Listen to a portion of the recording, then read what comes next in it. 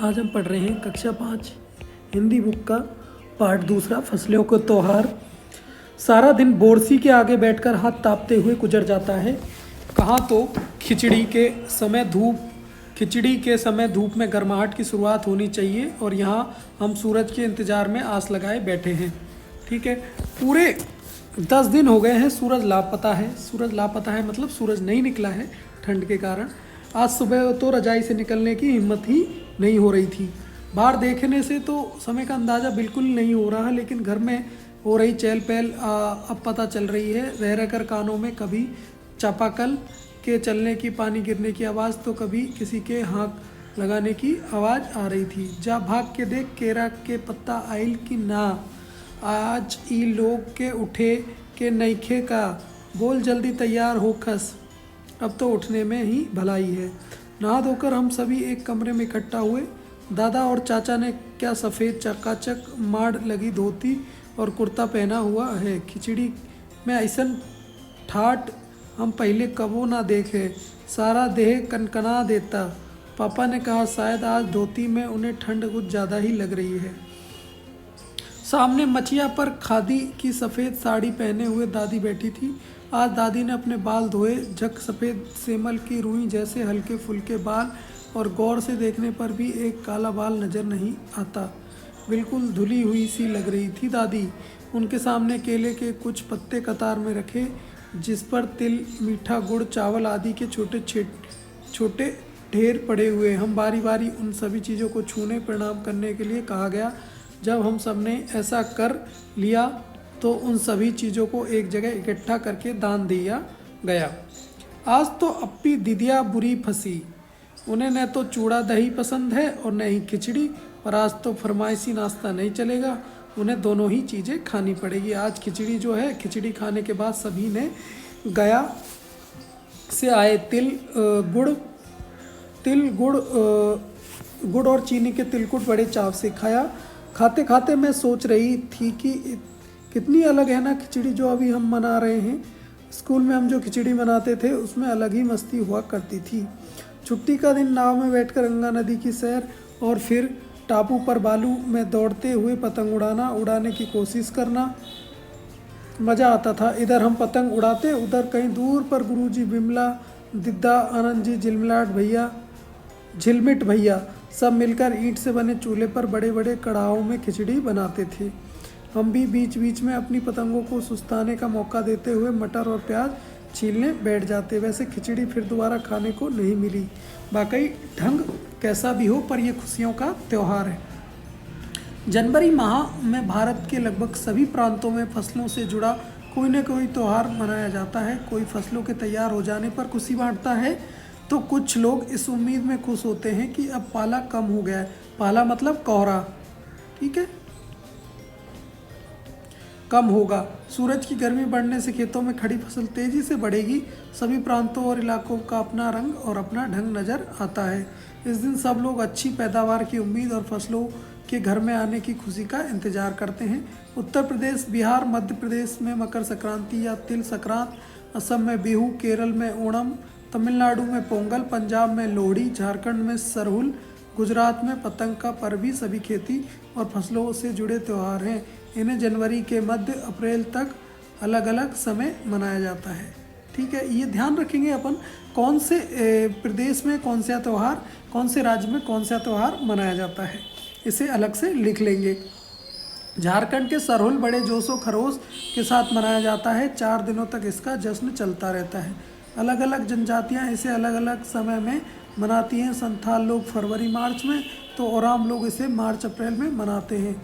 आदिवासी आमतौर पर प्रकृति की पूजा करते हैं। सरहुल के दिन विशेष रूप से साल के पेड़ की पूजा की जाती है। यह समय जब साल के पेड़ों में फूल आने लगते हैं और मौसम बहुत खुशनुमा हो जाता है। स्त्री पुरुष दोनों ही ढोल मजीरे लेकर रात भर नाचते हैं।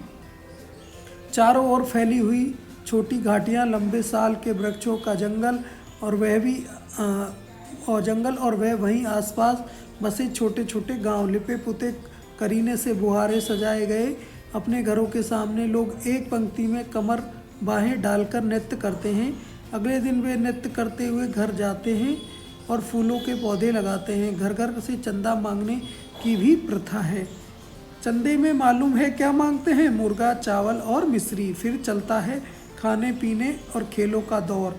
तीसरे दिन जाकर पूजा होती है, जिसके बाद लोग अपने कानों में सरई का फूल पहनते हैं। इस दिन बसंत ऋतु की शुरुआत मानी जाती है। किसकी शुरुआत मानी जाती है? बसंत ऋतु की। ठीक है। धान की पूजा होती है। पूजा किया हुआ आशीर्वाद धान अगली फसल में बोया जाता है। तमिलनाडु में मकर संक्रांति या फसलों से जुड़ा त्यौहार पोंगल के रूप में मनाया जाता है। कौन सा त्यौहार है? पोंगल। इस दिन खरीफ की फसलें चावल, अरहर आदि कटकर घरों में पहुंचती है। लोग नए धान कूटकर चावल निकालते हैं। हर घर में मिट्टी का नया मटका लाया जाता है, जिसमें नए चावल, दूध, गुड़ डालकर उसे पकाने के लिए धूप में रख देते हैं। हल्दी शुभ मानी जाती है, इसलिए साबुत हल्दी को मटके के मुंह के चारों ओर बांध देते हैं। यह मटका दिन में 10:30-12 बजे तक धूप में रखा जाता है।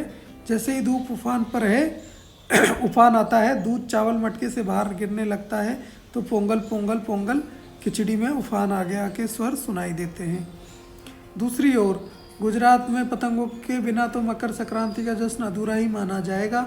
इस दिन आसपास की ओर यदि नज़र उठाएं तो शायद हर आकार और रंग की पतंगे आकाश में लहराती हुई मिले। ठीक है। प्रत्येक गुजराती, चाहे तो वह किसी भी धर्म, जाति, आयु का हो, पतंग उड़ाता है। हजारों लाखों पतंगों में से सूर्य भी ढक जाता है। कुमायूं में मकर संक्रांति को घुघुतिया भी कहते हैं। क्या कहते हैं? घुघुतिया। ये आपको ध्यान रखना है। क्या कहते हैं? घुघुतिया।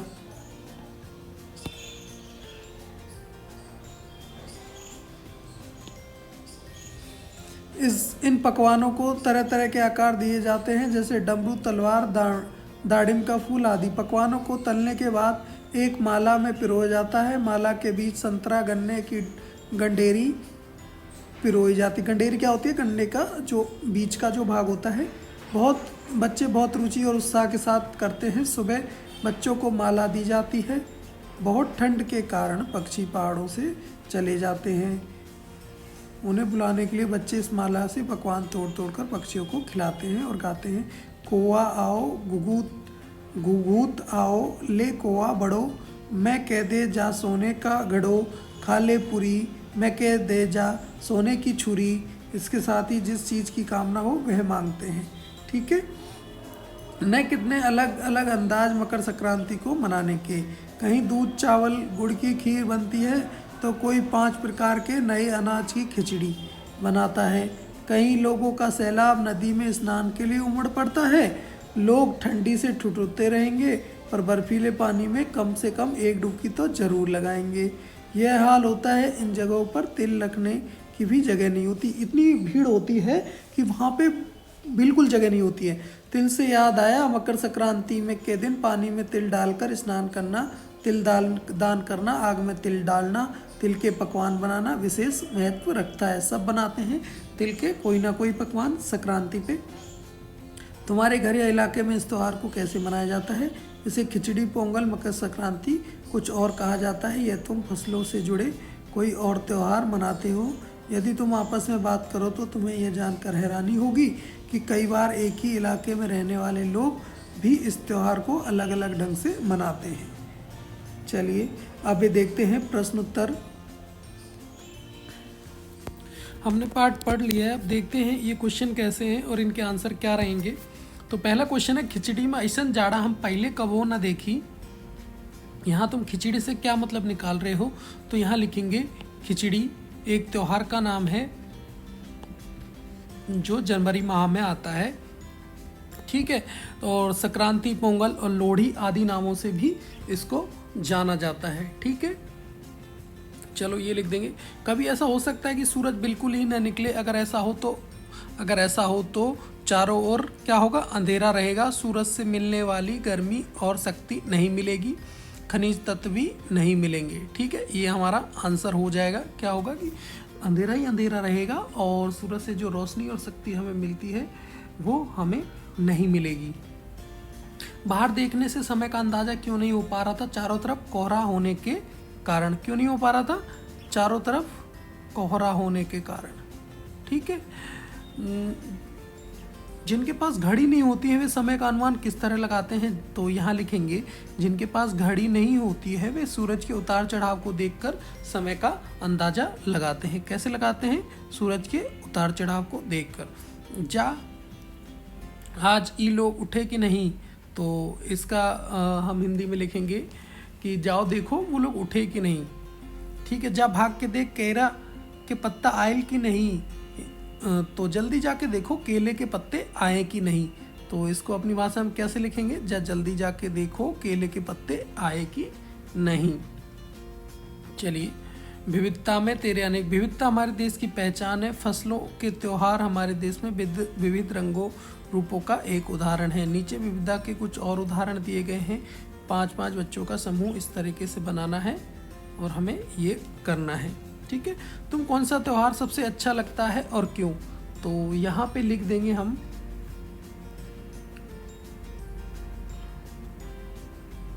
मुझे दिवाली का त्योहार, मुझे दिवाली का त्योहार सबसे ज़्यादा पसंद है क्योंकि इस दिन पटाखे और दिए जलाते हैं। ठीक है। मुझे दिवाली का त्यौहार बहुत पसंद है। इस दिन इधर पटाखे और दिए जलाते हैं। फसल के त्यौहार पर तिल का बहुत महत्व होता है। तिल का किन किन रूपों में इस्तेमाल किया जाता है?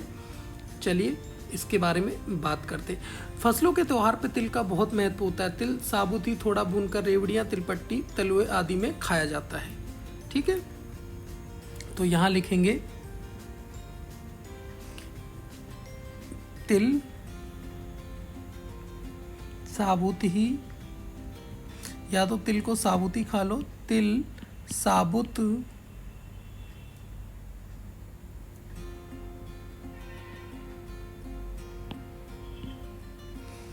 तिल साबुत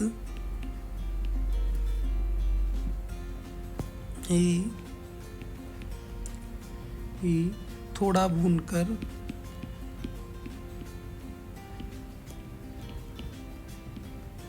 थोड़ा भूनकर रेवड़ियाँ,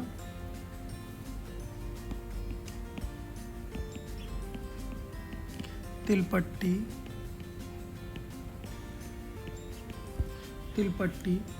तलुए,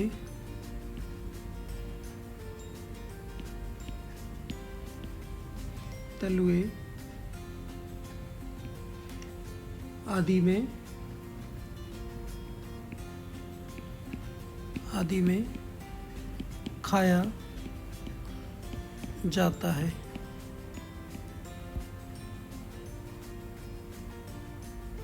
ठीक है।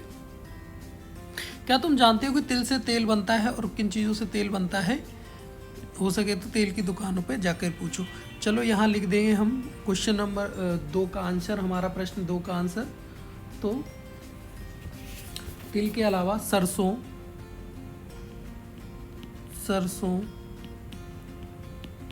मूंगफली,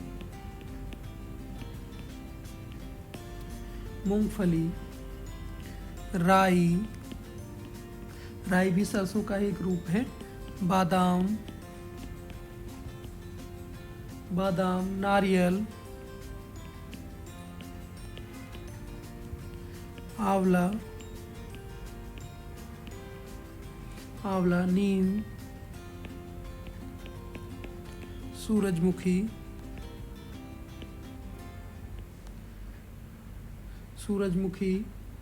जैतून आदि के बीजों से तेल निकाला जाता है। ठीक है। तो तिल के अलावा कौन कौन सी चीज़ें हैं जिनसे तेल निकाला जाता है? तो ये यहाँ पे लिख देंगे। ठीक है। ये क्वेश्चन नंबर 2 का ख का आंसर है। चलिए आगे देखते हैं, किसान और चीज़ों का सफ़र। ठीक है, तो ये यहाँ पे हमें देखना एक छोटा सा और पेज दे रखा है।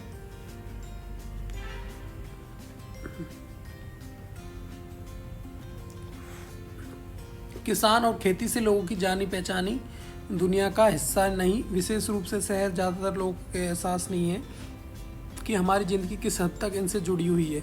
देश में कई हिस्सों में आज किसानों को ज़िंदा रहने के लिए बहुत मेहनत संघर्ष करना पड़ रहा है। अगर यह जानने की कोशिश करें कि हम दिन भर जो चीज़ें खाते हैं वे कहाँ से आती हैं, तो किसानों की हमारी ज़िंदगी में भूमिका को हम समझ पाएंगे। आलू की पकौड़ी, बर्फ़ी, आइसक्रीम, इन 3 चीज़ों के बारे में नीचे दिए गए बिंदुओं को ध्यान में रखते हुए जानकारी इकट्ठी करो और मेरी कहानी के रूप में उसे लिखो। किन चीज़ों से बनती है, ठीक है, इन चीज़ों का जन्म कहाँ होता है, हम तक पहुँचने में उनका सफ़र क्या है। ठीक है, आलू की पकौड़ी के लिए किससे बनती है, आलू, बेसन, मसाले, तेल। ठीक है, इन सब चीज़ों का प्रयोग होता है। बर्फ़ी के लिए खोया, घी, चीनी, इलायची। ठीक है, बर्फ़ी किससे बनेगी, खोया, चीनी, इलायची। ठीक है, ये सब चीज़ें बर्फ़ी बनाने में लगती है। आइसक्रीम के लिए दूध, कस्टर्ड पाउडर, चीनी और क्रीम चेरी। ठीक है, आइसक्रीम किससे बनेगी, दूध, चीनी और क्रीम। ठीक है, ये सब आइसक्रीम बनने में लगता है। ठीक है, तो इन सब चीज़ों के लिए हम किस पे निर्भर हैं बच्चों, किसान।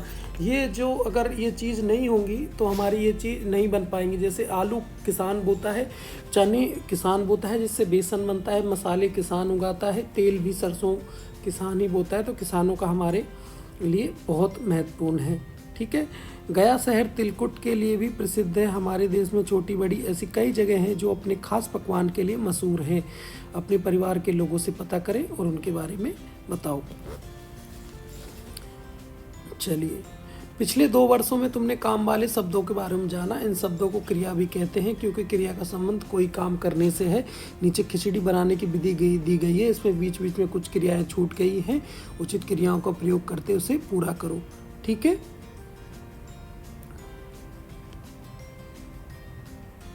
इलायची, दालचीनी, लौंग, थोड़ा थोड़ा पानी 1 छोटा चम्मच डालते हुए पीस लो।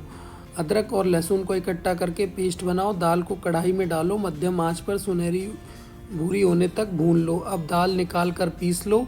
तेल को कुकर में डालकर गरम करो। तेल गरम हो जाने पर तेज पत्ते, जीरा डालो। जीरा चटकने लगे तो प्याज डालकर सुनहरा होने तक भूनो। अब अदरक लहसुन का पेस्ट डालकर कुछ मिनट पकाओ। घुली हुई दाल, चावल और सब्जी डालो, अच्छी तरह मिलाओ। शेष प्याले डालकर एक बार चलाओ। कुकर बंद करो। तेज आंच आने पर प्रेशर आने दो। अब आंच कम करके 4 मिनट तक पकाओ। भाप निकल जाने पर कुकर खोलो। मसालों का पेस्ट मिलाओ। खिचड़ी पर हींग, जीरा, साबुत लाल मिर्च से छौंक कर गर्मा गर्म परोसो। गर्मा गर्म। छुट्टी के दिन कुछ ऐसी खिचड़ी बनाने की बड़ों की मदद करो। खाने की भी कुछ अन्य क्रियाएं सोचो। ठीक है, तो बच्चों इतना प्यारा सा पाठ था हमारा फसलों का त्योहार। ठीक है, हिंदी का कक्षा 2 का ये आपका पाठ पूरा हो चुका है। उम्मीद करता हूँ जो क्वेश्चन आंसर हमने देखे और समझे वो आपको बहुत ही अच्छे से समझ में आए होंगे और सारे क्वेश्चनों के आंसर आपको मिल गए होंगे। फिर भी अगर कोई क्वेश्चन आपका रह जाता है, ठीक है, तो जल्दी से जल्दी तो आपको पहले तो क्या करना है, सबसे पहले चैनल को सब्सक्राइब कर लेना है। ठीक है, क्या करना है, चैनल को सब्सक्राइब कर लेना है ताकि जल्दी से जल्दी जो आपको वीडियो है हम बनाएं आपके लिए वो आपको मिल जाए। ठीक है, सब्सक्राइब का जो लाल बटन है उसको दबा देना है ताकि जल्दी से अच्छी प्यारी प्यारी वीडियो हम आपके लिए बनाते रहें और वो आपको तुरंत मिल जाए। और जल्दी से लाइक वाले थम्स अप वाले बटन को जो अंगूठे का निशान है उसको भी दबा देना है ताकि हमें आपसे प्यार मिलता रहे। Thank you.